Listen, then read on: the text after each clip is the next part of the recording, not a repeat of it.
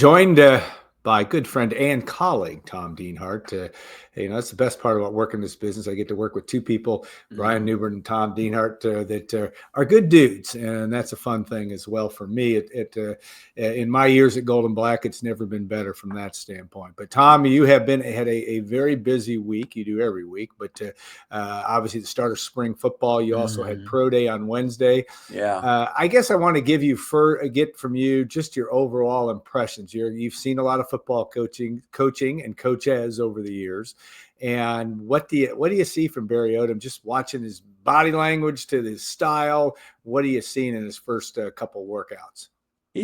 Has that classic, I guess head coach mindset on a practice field where he's roaming around, never spends too much time in any one area, just sort of is the captain of the ship, checking in on different position groups and offering his input here or there. A true head coach who's not devoted to just one side of the football. Practices, Alan, very, very quick tempo. Go, go, go. There's no standing around. They want you off the field, on the field. A lot of chatter, a lot of enthusiastic coaching, if you will, when it's merited. And I've asked some other people, I asked Gus Hartwig about it too. Gus was at practice on the first practice on Tuesday, was watching. And then we talked to him on Pro Day. And he was asked, kind of give us your impressions of Barry Odom practice. So I included that in something I wrote this week too. And he said a lot of the same things I said. So, yeah, it's a new world, Alan. This coaching staff has an uphill battle. And they got both sleeves up at this point, Alan. 2 practices rolling, and they're going to have a third this weekend. And still a lot of work to do and a long way to go. You've had the opportunity, which is a real positive, is that you've been able to sit and watch it all Tuesday and Thursday, which is a good thing for your deep dive. Some really insightful stuff in there in terms of that. We always want to watch the quarterbacks and see what we see there, and everybody's going to want. That's going to be a story all the way up to all the way up to kickoff time, probably when Ball State comes to town for the season opener. But what are you seeing from the guys? I know you've had. There's been a little bit of, as you've reported, not some guys in, some guys out, but and it's extremely early. But what are you seeing? What do you break down those guys a little bit, at least from the eyeball test? Yeah, it's hard. Like I said, I even asked. I asked Coach Odom on the first day about the quarterbacks, and he sort of shrugged his shoulders, and it's still a big question mark as much of this roster at this point, but. Coming into the spring, I thought the pecking order was going to be Malachi Singleton from Arkansas, E.J. Colson from Central Florida, and Evans Chuba from Washington State. All three were out there on Tuesday. On Thursday, Alan, E.J. Colson was not on the practice field. Not sure what was going on there. But that day, Chuba was running with the first-team offense after Singleton had the first day. So I think they're just mixing and matching maybe at this point. I will say this, though. Chuba really has an impressive arm, I think. He's the biggest of all these quarterbacks, 6'4", 215, pretty fleet of foot, too. Hasn't played a snap of football in 2 years, Alan. He got hurt his last year of high school and redshirted last year in Pullman, Washington. So a long way to go. This is a battle that may not be decided until August. But, again, just keep your eyes open on the on this position, and Chuba in particular. I think he's a pretty intriguing guy. Of course, he's the one from Washington State. Yeah. And that is going to be, like I said, obviously produce fortunes. That's no great analysis here, but it's going to weigh on how good that position's played. There's hard to argue that one when you look at this whole thing.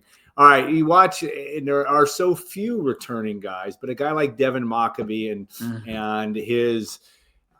I'm making assumptions here because I haven't been over to practice yet, but in terms of his leadership and what does that bring a lot to the table in your view? And again, you're watching the dynamics of what's going on, but here's a guy that's been there, has been there for the last 3 years, and could leave Purdue as its all-time leading rusher, right? It has a chance to do that, I think, in terms of yards if you have to have a big year. But my point is, what do you see his role so far? Yeah, it's a good chance at least be number 2. Two behind Alstott. Could be number 1 maybe. But, given the turnover, the churn, the tumult this roster's experienced those type of guys have to be valuable. You know, I'm not sure what goes on inside the locker room, but Yeah. you know, we did talk to George Byrne today, the tight end who is a holdover, and he spoke to that a little bit, being able to help get these guys acclimated, all these new faces to the team and to West Lafayette and to Purdue in particular. So, yeah, those precious veterans, Alan, those guys who stayed, right? Yeah. Those who stayed, and Maccabee's probably the biggest name of those who stayed. Up front on the offensive line, there's some key veterans too. The two guys who are going to probably be your tackles. Joey Tanona and Bakeen Coley are two guys that are going to have to be stalwarts, I think. And Ethan Trent, Alan, not Ethan Trent. Yeah, Ethan Trent. Yeah, Ethan Trent. Tyler Trent's brother. Yeah. What a great Trent. story. Still. Yeah, I mean, amazing. Ethan's a guy that's easy to, easy guy to like, easy guy to root for. I think he's been snapping the ball at the first team. I'm not sure if that'll hold through the course in the season, but he's a guy that's just a natural leader too. He's kind of charismatic, and I think he's well liked by his teammates too. He's a legit 6'1" or 6'2", and he's pretty well built. So those are three guys. Jaden Ball is another offensive lineman. But yeah, those offensive linemen, that position may have more holdovers than any on offense. And the receiving core, Allen's really been torn asunder. Yeah. Just a few veterans back there, Jaden Dixon-Veal and Denylon Morissette. But yeah, that offensive line, those guys up front, I think, have a chance to maybe really help set the tone. And Alan, that's where every offense has to start when you set the tone, is up front with those big guys. Yeah, you look at this, and I always think of the old football days where they had the tape on the helmets because you could know the name.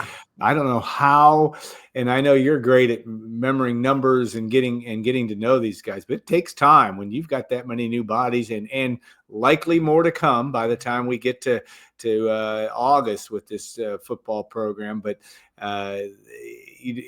coaches, it seems to me that Barry Odom and company, they work hard to make sure these guys feel at home. It can be, if some of these guys it's going to be a 1 or 2 year experience in West Lafayette, but Barry seems to have that knack for making people pleasantly uncomfortable as players because they want them on edge, but comfortable as people. That seems to be a skill of his. Yeah, he's Barry has an ability to put anybody at ease, I think, if you ever have a chance to engage with him. He never seems like he's in a rush.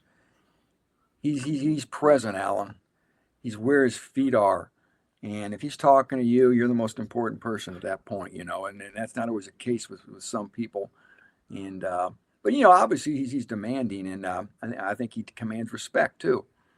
And I think when he speaks, people listen. I think he's wanting to set that tone right away when you got here, around. There's that story's become a little famous at this point, where that very first team meeting, a cell phone went off, and that player's cell phone, who had that cell phone, was asked to leave the meeting and not come back. So, he was trying to set a tone right away there, and he's Alan. The thing with him, I've said this to other people, he's probably the closest thing we're going to get to if Brock Spackett ever becomes the coach at Purdue. He kind of reminds me of Brock Spack, and the next linebacker, kind of a tough guy, kind of a throwback, 3 yards in a cloud of dust kind of a guy.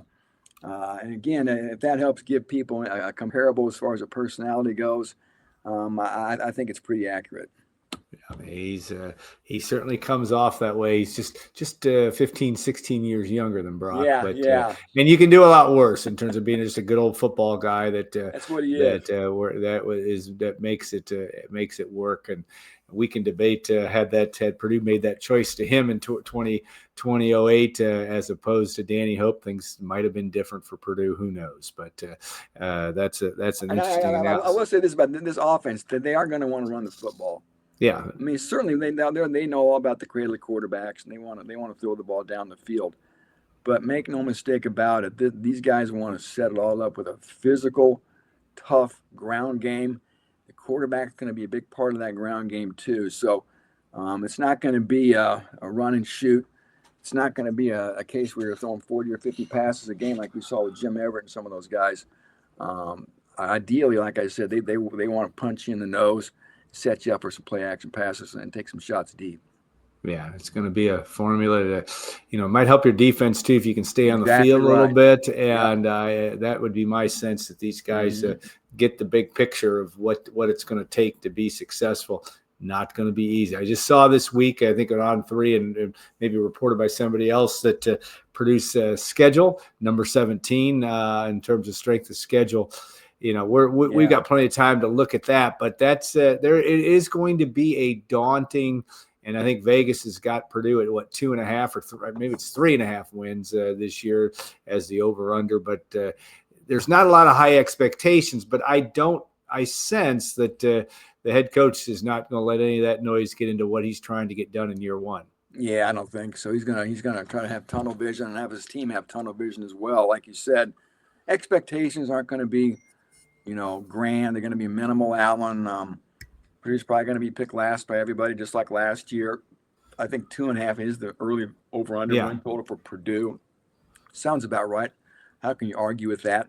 If you look at the schedule and you want to get generous and really project, maybe this team could, if everything works out perfectly, maybe get to 6-6, maybe get to 4 wins. So again, 2-10, 3-9, 4-7. 4-8. Those could be more plausible records. I think at this stage of the game, though, Alan, it's not about the wins and losses for Purdue. Certainly you want to win, of course. We all want to win. But I think at this point, they're just trying to get their culture established, trying to get the roster flipped.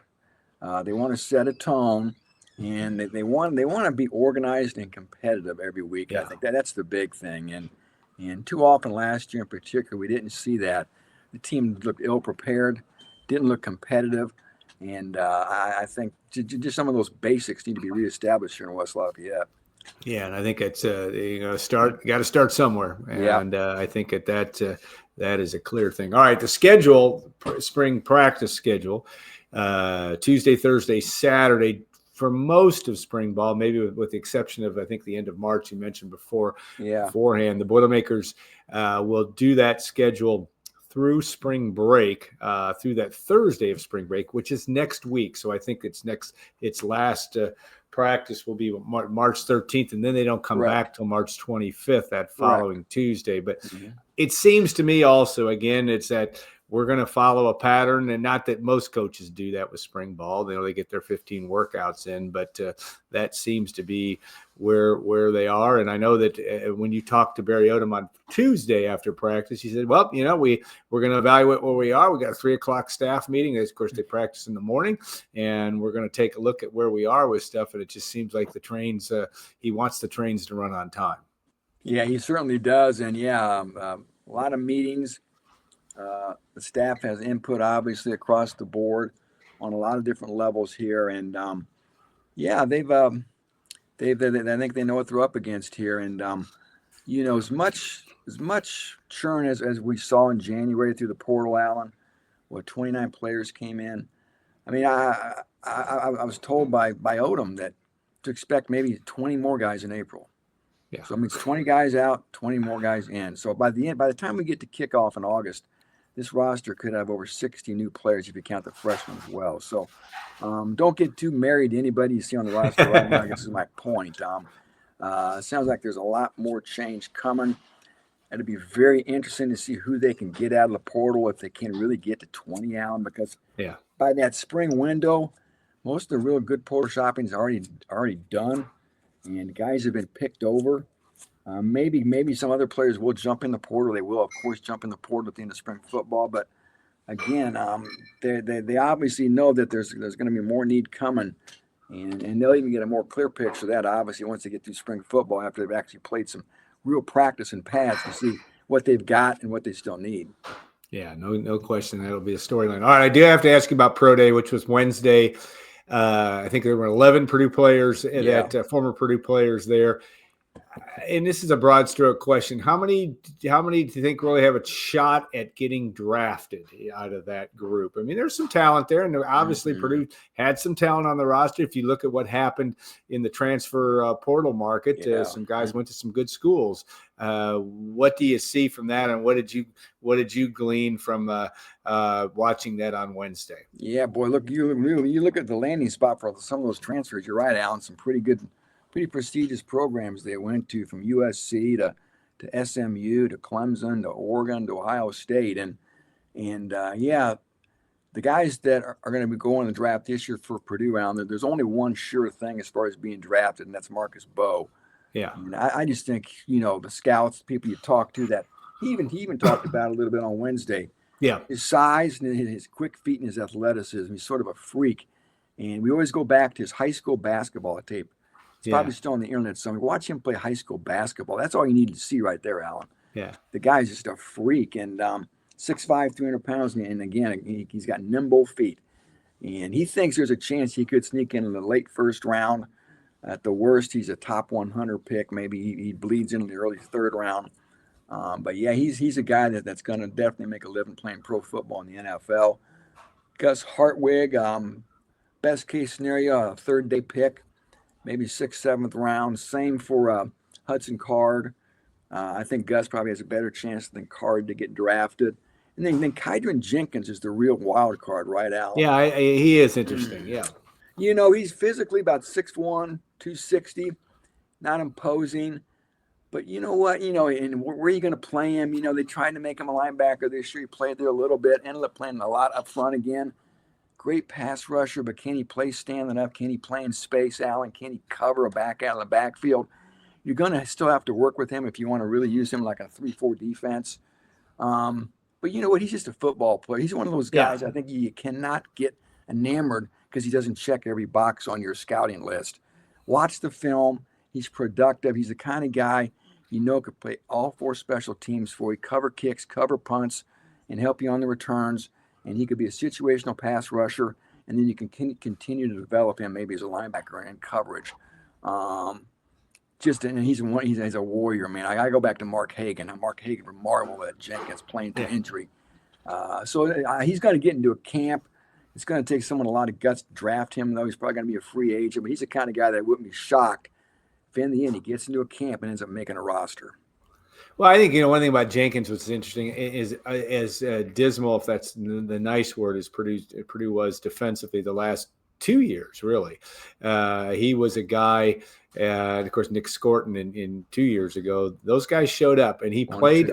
And I'm not a good evaluator necessarily of how hard guys play. You're much better at that, but I thought he played hard through it all. Even through that 66-0 game against Indiana, he was still going at it. Yeah. He stood out from that standpoint. There weren't many others, but I think he can't do it all in effort alone. I get that, and we're not expecting that to great place to start. He ran a 4.640 yesterday, faster than Reggie Love, the running back. Yeah. So again, it's a guy that, he just makes plays, and easy guy to root for too. I know he was a leader too, the classic leader by example. Everybody respected KJ, and that tells you a lot. Anytime your peers feel like that about you, and whatever your profession is, what your peers think of you, that really says volumes. And Jenkins' peers always thought the world of him. Yeah, and he learned a lot, I'm sure, in the toughest of tough years last year. Yeah. He will have stories to tell as he's interviewed if he gets that far in the process. And let's hope from a Purdue perspective that he does. He was a pretty solid football player for 4 years at Purdue and did some really good things for the Boilermakers during that time. So, Tom, as always, thank you for your acumen, and I know you just love being out at practice, but and I appreciate that. It's a great thing, and I was impressed. As long as it's not too cold, as long as it's not too cold. But I was impressed. I thought it was. Maybe I'm making more out of it now. I know they were inside on Thursday because you were talking about that snow on the windshields or the ice on the windshields on Thursday morning in West Lafayette. But Tuesday was not exactly a Chamber of Commerce day, and he was outside. I like that, and I think, and I don't know if that was any great thing by design, but get out there and play. You can play in the elements. And you got to figure out, if you're Barry Odom, you got to figure out which guys want to be there, really want to be there, and I think he's going to figure that out before long. Yeah, I think he knows what he's looking for, and you can tell a lot how people respond to having to play and working in adverse conditions. Are they complaining about it? How they're responding to it? Just another fun little test to guys, I guess, mental, if you will. Yeah, no doubt. All right, Tom, thanks again so much. Want to thank our sponsors also, and of course, State Farm agent Trent Johnson at TrentIsMyAgent.com, and XXX on the hill but on the level of Purdue tradition since 1929. Mr. Dienhart and I are way overdue for Dwayne Purvis or Yes. that root beer shake that you pull up is still my favorite. And we'll be doing that again before long. I want to thank the good folks at WLFI, Chris Collar, the son of Don Collar. And he wears that family name very, very proudly and deservedly so. He's done a great job helping us out, as has TJ and, of course, Madison Kopp, the folks at and Mary Truax, too, all the people that help us out at WLFI. So have a great rest of your week. No show the next 2 weeks because of that thing called the Big Ten tournament and the NCAA tournament. But we'll be back with some more stuff as we get toward the end of March, some more spring football coverage, and then we'll have a show or two leading into that spring game, which I believe, April 12th, right? April 12th. Mark your calendar, save the date. We'll look forward to that as well. So, okay, have a great rest of your Friday and weekend, and thanks again for watching and listening to Gold and Black Live.